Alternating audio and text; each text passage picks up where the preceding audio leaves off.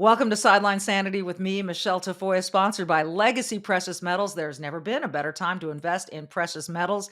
Go to legacypminvestments.com, legacypminvestments.com. Coming up, this is the 50th anniversary of Title IX, and who better to celebrate with than the incomparable, the one and only, the Hall of Famer, Lesley Visser. For nearly 3 decades, she's reported the action from the sidelines. She started very young. She's covered the NBA, NFL, Olympics, and the college football and basketball national championships. And now, during these insane times in our world, Michele Tafoya thinks we need a serious dose of sanity. This is Sideline Sanity with your host, one of the sanest people on planet Earth, Michele Tafoya.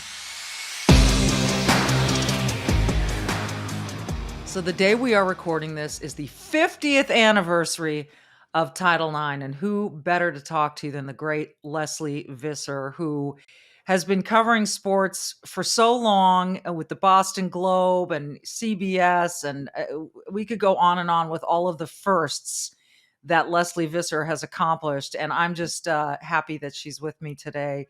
Friend, how are you? This is so much fun already. I cannot wait to talk to you, and I think you've been on for like a couple months maybe now, but people About 3 weeks. is that it? No, It's been maybe I a was month. on with Bob Costas, and he was talking about how he was your inaugural guest maybe, and how he felt Yes, he was. pressure, like I better do well or the whole thing will just collapse.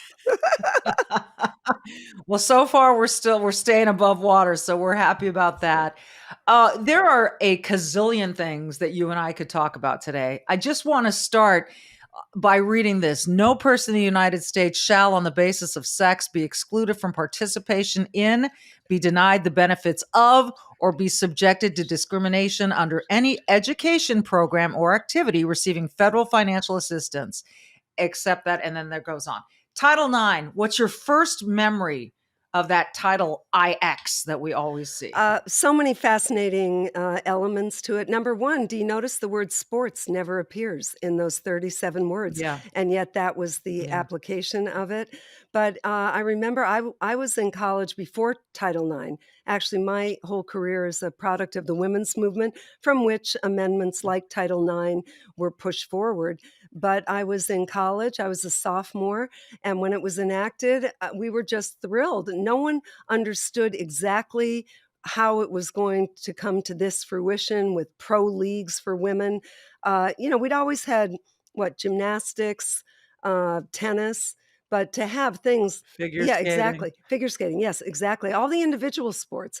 America didn't, for quite a long time, embrace team sports for women. But once we saw those Title IX babies at the 96 Olympics, where, what do we get?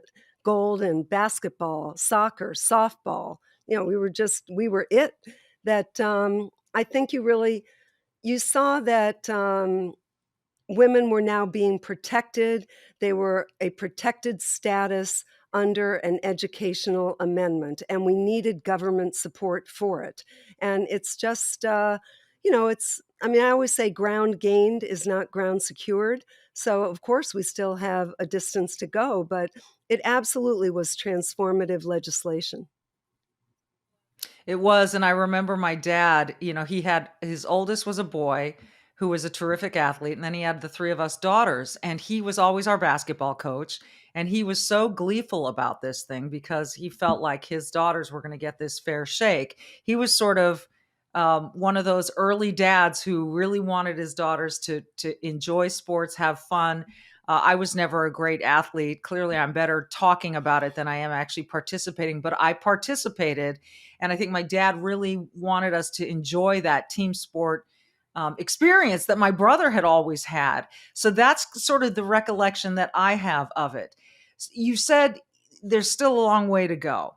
Where would you want to start? What do you want to see next? Oh, that's a great question. There still isn't 100% compliance. There's nowhere near 100% compliance. And, we saw, what was it, just last year at the Women's Final Four, where the video of the women's basketball, they did not have the weights or the excellent trainers or the gym facilities. Oh, all that kind of facilities that the men's Yes, Final which Four is gets. supposed to be Yeah. what Title IX is. It's equal Yeah. under the law. But I think the next example, or I hope the next example, is financial, not just the equal salaries, which we've just seen with the soccer, but for instance, Yeah. the name of the team, the soccer team in LA, the Angels, right? FC Angels. Now Okay. they are owned in part, the equity partners are Jennifer Aniston, or Jennifer Garner, Serena. So that's what I think is going to be. The next one is got to be financial investment by women for women. Now, again, this is a federal statute, so you can't necessarily force private companies to do what you can expect the government to do, right? So, do you think this is just going to be an organic Yeah, process? I do. I think we've seen it in the WNBA. There have been now female financial investors, and you're 100% right. The only government involvement now is actually the Office of Civil Rights oversees the compliance of Title IX. Like a lot of people think it's the NCAA. Thank God it's not. But do you know one time, and I don't know if you're his friend, but he speaks highly of you, Mark Cuban. Is he a buddy of yours? Yes. Yes. We're Well, not but buddies. he speaks highly of you, and he told me, I just love Mark Cuban. He said that one time he tried to buy the Big Ten. Can you imagine? Because Oh my Isn't that gosh. interesting? Because he said that, it Yeah. was just so woefully mismanaged by the NCAA that he said, Yeah. I tried to buy the Big Ten. So who knows, where college athletics will go. Listen, it's going in a lot of different directions right now with the transfer portal and the NIL. name, image, and likeness, the NEL. Yes, it's really, really changing to the chagrin of a lot of people. Let's take this tangent. You and I both have covered the Final Four. We both covered college sports. You far longer than I did. So you saw the purity of the Final Four. It was just this unbelievable celebration of amateur sports, right? The direction it's taking. How do you feel about it? I feel it was inevitable, and the NCAA, starting with Yeah. the Ed O'Bannon case, they lost Yes. every single challenge, Yeah. all the way up to the Supreme Court, and it's restraint of trade. How can you say that a coach makes $6 million and they sell jerseys with Zion Williamson on the back and he doesn't make a cent? So I think the Right. NCAA probably should have recognized this and gotten a handle on it. What I do lament, having gone to a Catholic college, Boston College, I mean, we're okay in sports, we do well, but we're not. But I don't think Catholic colleges, as a rule, have the kind of money that the state schools have, like the SEC schools. So I wonder if you're Yeah. going to see a Butler, a Villanova do as well if the other schools are recruiting. One school offers you, what was it, Oscar Shibwe this year decided not to go in the NBA draft. He went back to Kentucky for $3 million. So I don't It's know. That is crazy. crazy. The market will Yeah. bear. It Yeah, and it will. And so, this is capitalism on the college level, but you're right. It's been so fun to watch those, random schools, like you said, a Butler, a Marquette, whoever it is, come up and suddenly win a game you didn't expect. Can they even have that chance anymore? The good news is, at least in basketball, the rosters are smaller. So it's not like you can stockpile 25 kids on a basketball team. They've got to go somewhere else. But I think you're right that the Big Ten, the SEC, the ACC are going to be so powerful that these smaller conferences they're going to have a tough time Yeah, competing. you just have to. You saw the SEC coming, even before you didn't do as much basketball. But you've seen here comes Auburn, always Kentucky. But those SEC schools, they have all kinds of money. Texas A&M, the oil money that's down there. So yeah, college sports is in for a real ride. It's like every business in this country is in for a ride. Yeah, it is. And it's a bit of a rocky one. Lesley Visser is our guest. We are recording this the day of the 50th anniversary of Title IX. One of the interesting developments of late that we're going to talk about next is the transgender athletes. We saw this with Leah Thomas in the swimming pool, and we're going to talk about how this is impacting women And is this where Title IX was meant to go? We'll talk about that next.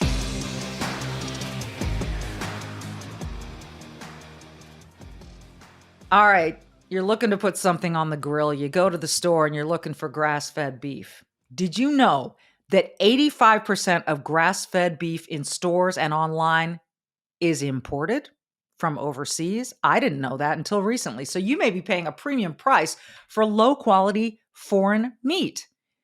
Here's 2 words for you. Good Ranchers. Good Ranchers guarantees 100% American meat delivered to your door at a great price. Good Ranchers helps you solve this meat problem and lets you support American farms and ranches with every single purchase. You can shop Good Ranchers for ribeyes, T-bones, chicken, salmon, and more, and their beef earns the highest USDA grade possible.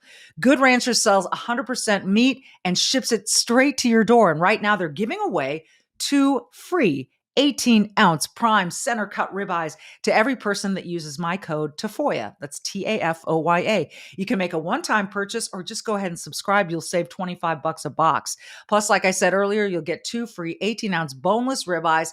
These things are restaurant quality. Most people would charge you $50 or $60 a piece. So there's a limited stock on this. First come, first serve, and you want to be first when it comes to Good Ranchers. They deliver the best of American farms and ranches to your door. Make sure you take time today. Right now, go to goodranchers.com/Tafoya or use my code Tafoya at checkout, Tafoya. Start the summer off right with Good Ranchers, American meat delivered. We are back with the great Lesley Visser, Hall of Famer. She's just, Google her sometime if you're not familiar with her many accolades. And a lot of bad hairdos. I always say this to Michelle. Seriously, look at that hair. Don't whip it around just to torture me. I saw you ducked your head and it all whipped around. Oh, goodness. You crack me up. Okay.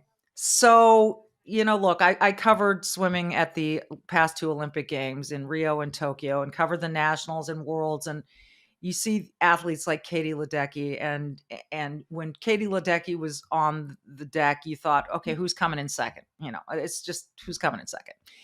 And then you saw the great men. And then we had this moment where a transgender athlete, male to female, decides to join the women's team at Penn State. And there was a lot of consternation about this, Lesley. I disagreed with this adamantly because you are born a male, you are born with inherent advantages musculoskeletally.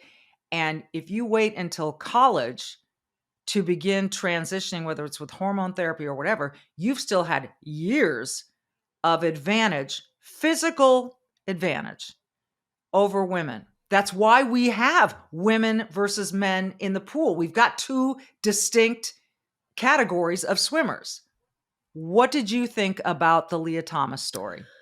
One great thing about your podcast, A, you ask very provocative questions of all your guests, and B, people have time to discuss it. Like you and I will be able to bat this back and forth, not just 20 seconds and we'll go to commercial. Right now, I feel we don't have enough data. And the data we do have is supportive of what you're saying. There's a reason that Martina and Chris Evert and Donna DeVerona and Nancy Hogshead, people who have existed at the highest levels of their sport, feel that we need to know more because it's not, people are hating on Leah Thomas, and that's so unfair. It's not Leah Thomas, it's the policy that needs to be examined. Correct. And let's make this really, really clear. Correct. I am not hating on Leah Thomas. I hope she finds her best life. I support her as a human being.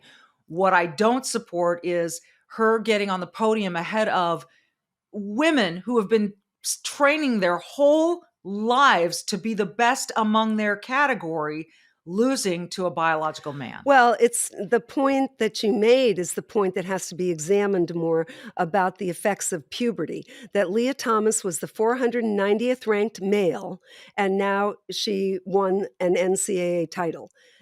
She swam for Penn as a male for 3 years. Penn. I said Penn Oh, State. it's okay, Forgive me, University of Penn. Pennsylvania. And then as a woman, she won an NCAA title. So it is not about Leah, it's about what is the effect, which you alluded to, that if you've gone through puberty, most data shows so far that your lung capacity can be bigger, you are taller, you are bone density. So Donna Deverona's position, which makes some sense to me, is that there are some advantages that cannot be mitigated just by lowering your testosterone or mitigating your testosterone, that your lung capacity, your height, your bone density, those are already baked into you after puberty. Now they're saying, well, maybe like the IOC now, or what is the federation? Right. FINA. That FINA, they yeah. are now changing their policy to that possibly no one who has transgendered after the age of 12, which, we don't want 8-year-olds doing this. No. So it just has to be examined. You probably saw where Chris Evert, friend of both of ours, Chris said that she played Renee Richards when Renee was so much older. She was 47, I think, at that US Open. And Chris was number 1 in the world. And Chris said, it took everything I had to beat her. So Mhm, we mhm. need to know Re more. Yeah, if for people who don't remember, Renee Richards transitioned from male to female and then played Chris Evert. I think we we can say that Title IX came into being to protect and promote women in their own way, in their own paths, and give them equality and equal access to opportunity. And so here we are championing biological women on the one hand, and then now saying in some cases saying, well, you know what, this guy was 400 plus in the men, he decided to go compete against the women. To me, on the face of it, I just don't see that as fair. And again, I have nothing against Leah Thomas. What I have a problem with is the policy that said that she could go compete against biological women. And we're seeing this in other sports. We've seen it in high school track and field. We've seen it in professional biking, cycling. We've seen it so people who say, oh, this is so minor, don't worry about it, it's not going to affect that many people. But if you're the one who's been training your entire life to make the podium and you are denied because of and I think it's a socially progressive sort of activist point of view to say, hey, let's let the transgenders compete against the women. I think we need to be open and honest about it. It is not homophobic to say this. I've seen plenty of other Olympic athletes. You mentioned a handful. I've seen many, and I've talked to some off the record who are afraid to speak on the record, which is a shame, but they are, who are adamantly against this. They think this is crazy. And one of the people I talked to was an Olympic swimmer, a medalist, just an incredibly open, loving human being who just doesn't see this as being fair to women. Well, I think people are making the mistake. It's not a moral issue, it's a biological issue. It's not a Right. prejudice platform. It's why are there different classes in boxing? Because a featherweight can't challenge a heavyweight. So there are, Yes. we do have classifications all through sports. And like you say, Title IX protected and recognized that women needed their own classifications. And we're not talking about elements that aren't biological. We're not talking about going to medical school or law school. We're talking about something Right. where your biology can help determine uh, the degree to which you're successful. Right. Right. I think it is a really interesting issue, and it's going to be, uh, like you said, there needs to be more data, of course, and I think to label someone a homophobe for disagreeing with this decision by the NCAA to let Leah Thomas swim is totally unfair when you consider that so many of these swimmers are sitting there going, you need to put yourself in their swimsuits, Well, if you and will, for lack of a I better think you term. need not to be, everything's a label now. Like you and I are going to get whacked for Yeah, this, because I feel I that know. we are educated opinionists. I don't say things lightly or carelessly, but it doesn't matter. Everything's Right. a label and everything's a gotcha. And But as long as you are very much true to yourself, as I am to myself, then, I'm Yeah, I not know you are. I'm not fearful of saying what I believe I know. That's what I love about you, Lesley, and that's the kind of guest I like to have on this show, is someone who believes in their values and what they've learned and has educated themselves and is speaking from a platform of what I like to call sanity, of just of thoughtfulness. And there are no labels on this show. I don't want to do that. I would never do that to anyone. It's been done to me enough, and I'm sure you felt it in your life as well. So no, we don't do that. But I do think there is a rational conversation to be had here. And I saw someone on Twitter say that this decision by FINA would result in more people drowning because Oh, I'm sorry. I shouldn't it laugh. was unfair. It was unfair. If you're not going to let these people compete, then they might not learn to swim and therefore they might drown. And I mean, that's Well, just, come on. do you think there could It's a be a stretch. discussion that there could be an open category? I think that's what Right. Martina Yes. has. That's one of her possibilities. That Yeah. until or maybe after we determine what are the biological advantages, what do they exist, where everybody can come to the table and say. Maybe we just have to have, just as we do have all these other classifications, maybe we'll have an Right. open classification. Right. You use the boxing example. I love that one. And the other one is when you're a kid and you're playing Pop Warner football. If you're a certain weight, you can't play with the skinnier kids. You got to go play up a weight because it's not fair competition at that point. So it is worth the discussion. I have so much I want to talk to Lesley Visser about. This is so fun. We're going to take one more quick break, and then we're going to talk a little bit about her career. And I remember the first time I met her in person, and my eyes were like, "Oh, it's Lesley Visser." Back with the great Lesley Visser after this.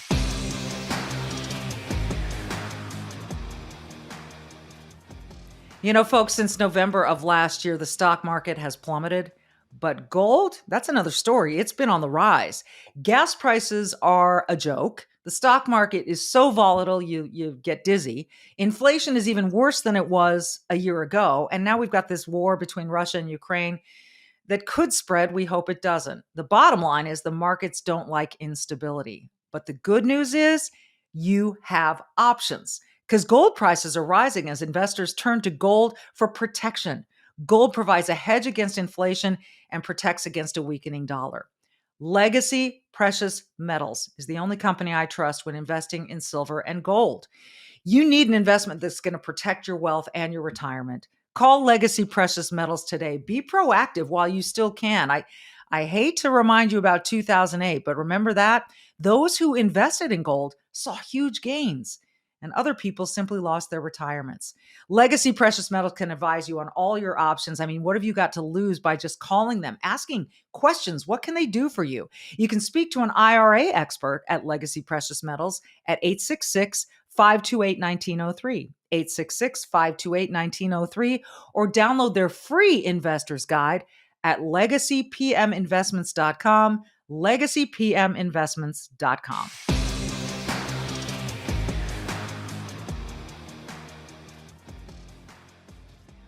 All right, Lesley, you've had so many firsts. You were the first woman inducted into the Pro Football Hall of Fame. That's just one of many. Which is your favorite? Which is the most meaningful to you? Oh gosh, let's see. One that people may not think. Yeah, I was overwhelmed at the Hall of Fame because I was just a kid, just like Mhm. you. I just love sports. I went to one professional game as a kid, and it was the AFL. It was the old Patriots against the Raiders, which is kind of ironic, that That stripe ball is. going through the air. And the Patriots then were nomadic. They didn't even have a home. They played at Harvard, at Boston College. This game was at Fenway, and it was at night because they just didn't have a place, and the Giants used to come into Boston on TV. So it was, but I loved sports, and I loved it because I think it's the great meritocracy. Maybe being Mhm. female, and always having to be on the cusp of some changes, some sociological changes. But I always felt that sports, it doesn't matter where your mother went to college or how much money your father has. Do you hit the jumper? Do you sink the putt? It's right there. It's there in the box score. So I love that. But ironically, the greatest assignment or professional opportunity that I ever had, I think, was when Ted Shaker, did Ted hire you at CBS or were you after Ted? No, Rick Rick Gentile Gentile, hired me. great guy. But Ted sent me to the fall of the Berlin Wall, and it was profound on so many journalistic levels and society. It was, one of the stories of the century, and to No be question. there and to see people who walk for days from Potsdam and Dresden just to taste freedom through the Brandenburg Gate, it was overwhelming. And personally, my family's not Jewish, but my dad grew up in Amsterdam under the Nazi occupation. So it was profound for me. We were never allowed to complain about living in the United States. You and me both. My Right. dad having been the son of immigrants who started in Spain, came down through Peru, you name it. You're right. We were taught we lived in the greatest country on God's green earth, and I still believe it, with our faults included. There's just so much freedom. That's so interesting that Ted would send you. Was it because of your dad's relationship to that whole Nazi experience, or what? Why did he No, send I you? never talked about. My family moved all the time as a kid, and I really didn't. My mother, the English teacher, was the one who raised me. I'm really a writer at heart. That's what I wanted to be, a sports writer.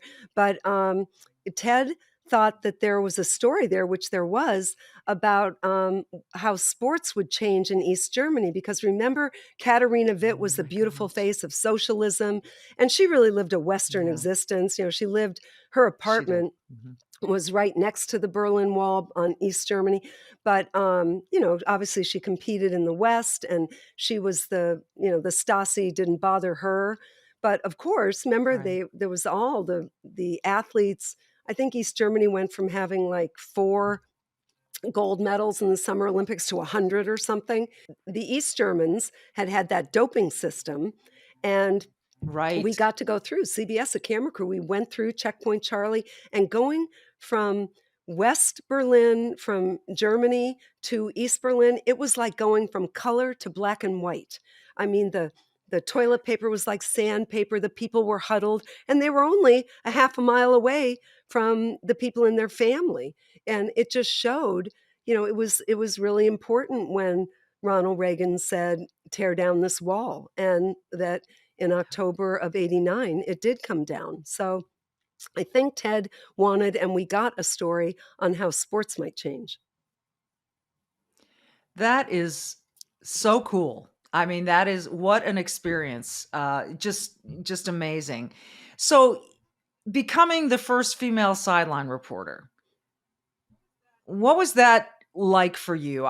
You mean, you paved the way for people like me. So, I didn't have to be first because you were first. So, you opened the floodgates, as it were. And I just wonder what kind of pressure you felt taking that step. Oh, thanks for asking, and thank you for being a worthy successor. It Yeah. You know what? I had no role model, so a million things I just didn't know. The very first sideline I was on was the iconic Celtic Laker NBA final in Oh my '84. I gosh. mean, which was ridiculous, right? It still goes down as one of the 7 game. It was crazy, right? From the Forum. It gives me It, chills it was, thinking about it. remember when Bird, he couldn't even say that now. Remember when Bird, after game 3, said we're playing like sissies? And then in game 4 Yeah. was when McHale clothesline Rambus, which back then that was a 2-shot Yes. foul. Now we'd be like thrown out of the Yes. league. But I Yep. didn't know. Was I supposed to wear low heels?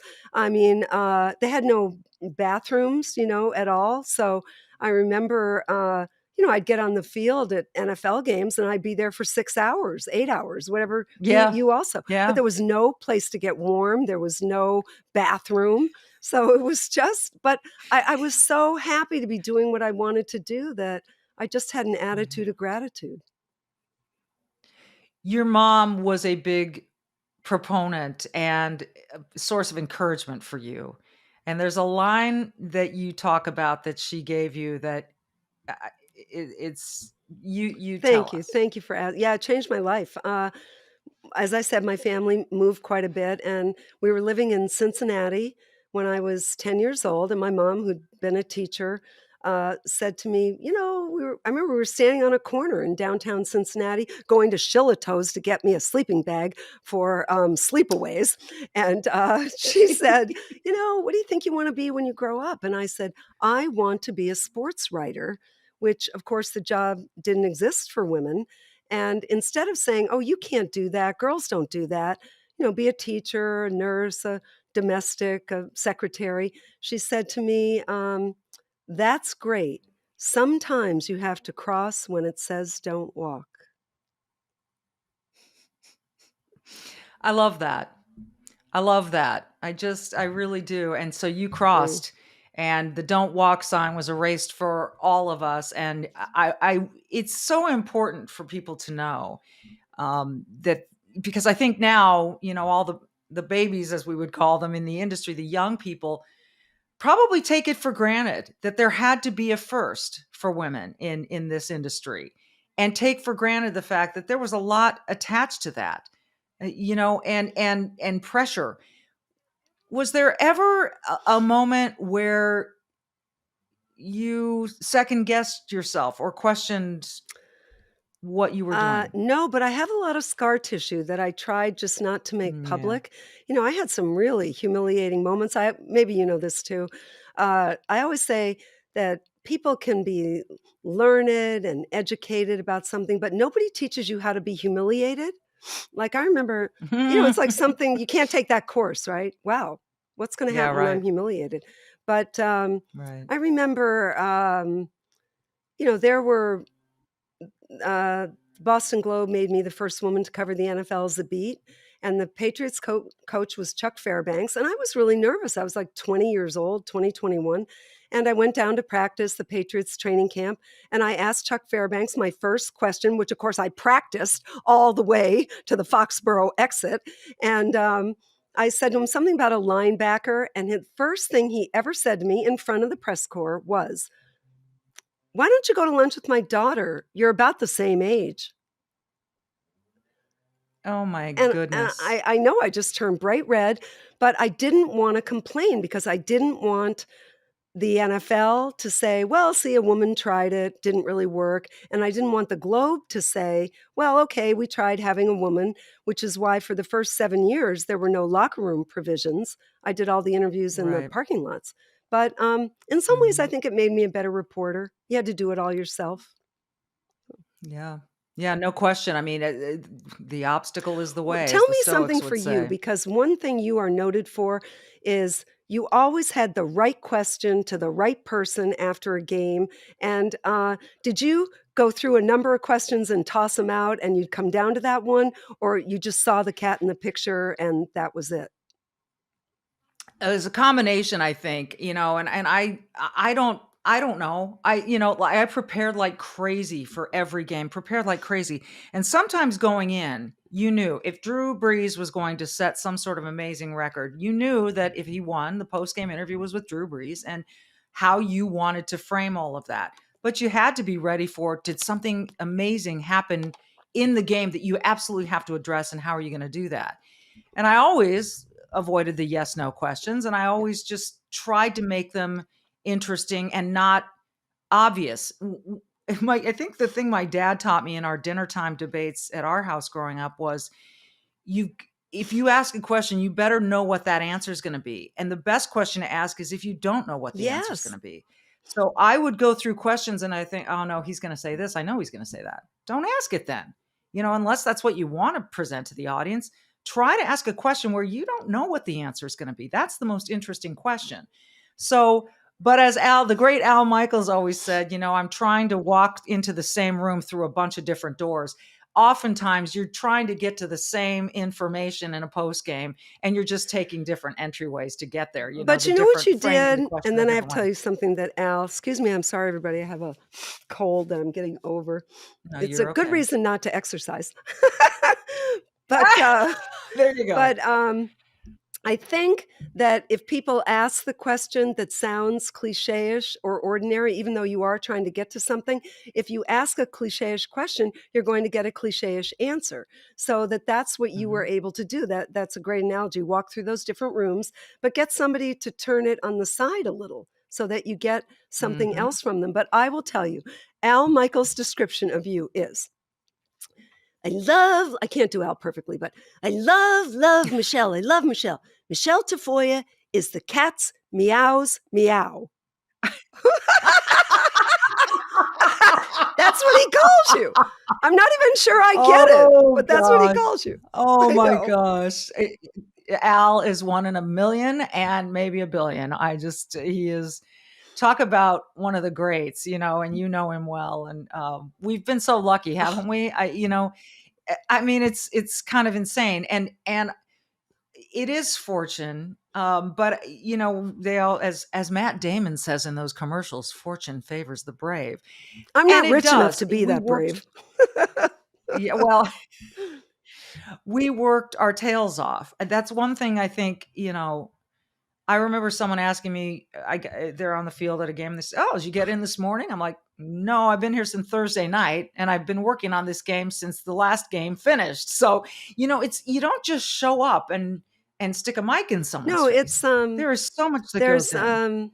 there's grunt work. You're not going to get to the levels that we've got. I mean, Al still spends hours on his boards. By the way, Al Yep, Michaels, maybe the least phony person in the history of our business, right? And yep, can yep. I share a story that okay, Yes, Al, he will not deny this. Okay, so now I'm really nervous. We're doing the World Series. It's Tim McCarver, Al, and myself. It's the Atlanta Cleveland series. And so after the first game, I get, Al has, the limousine. He's got the Johnny Walker for himself, and Tim McCarver and I are on our own, right? but yep, everyone yep. loves Al. So we get in the limousine, and I say, "Wow, Maddox really had great stuff." And Al looks at me and he says, Leslie. After the game, we don't talk baseball. We rip people."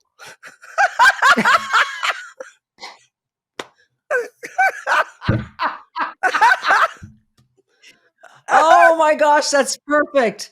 That and you know what? Because Al understood that, after the game, there was nothing more to talk about really about the game. I mean, you could sit there and, but you're right. Those car rides were the best to and from the game. They were the best, but especially from, because the pressure was now off, your preparation was done, the game was done.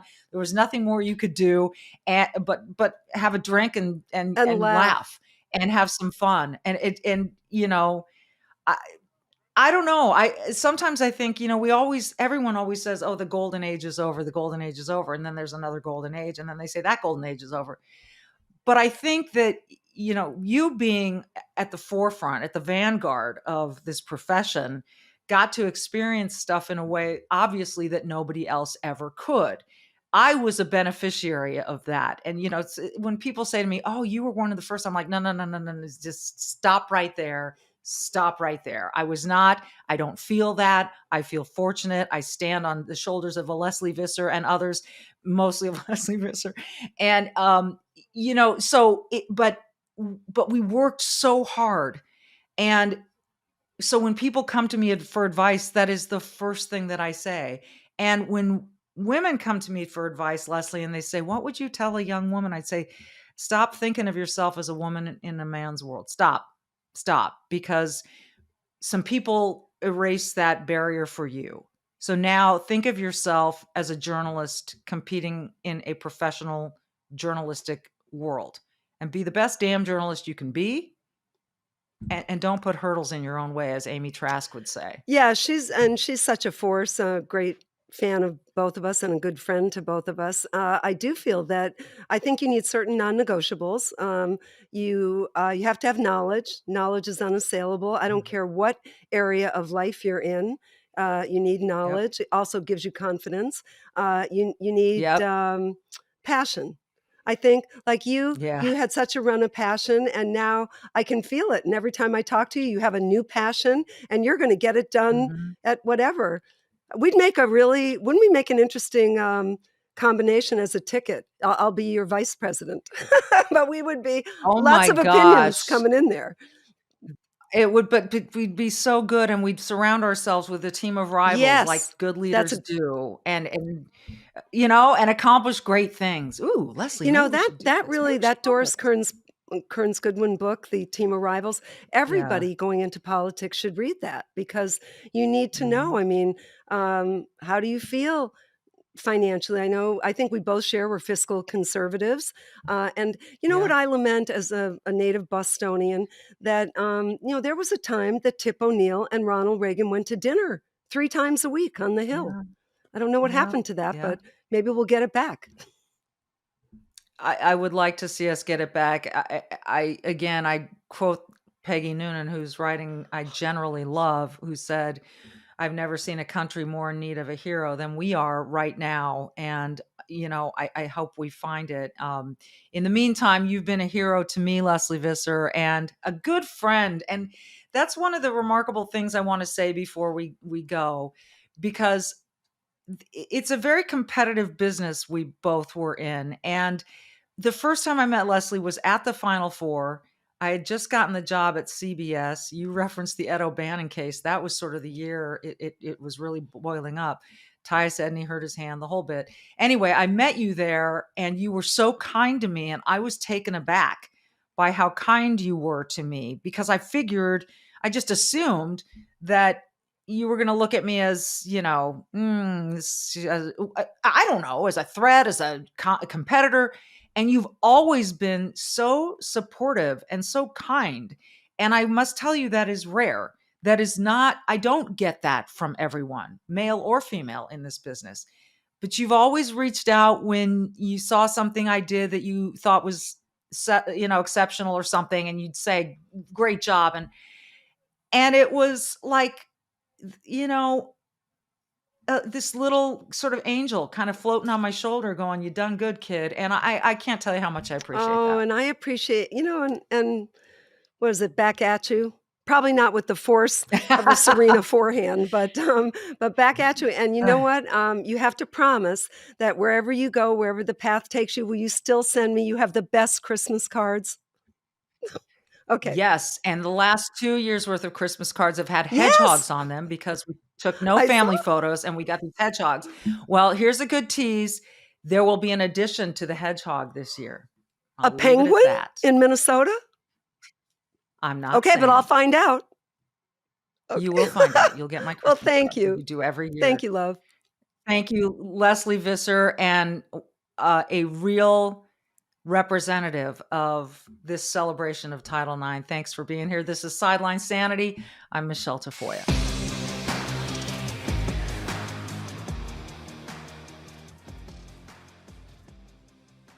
So, with the economy the way that it is, which is not great, makes you think about what is smart investing these days. I was given a gift of gold by my mom. My husband and I were gifted some gold for a wedding anniversary, and we're really grateful. And I am really grateful to Charles Thorngren, who joins us now from Legacy Precious Metals, a sponsor of Sideline Sanity. Charles, we appreciate you so much.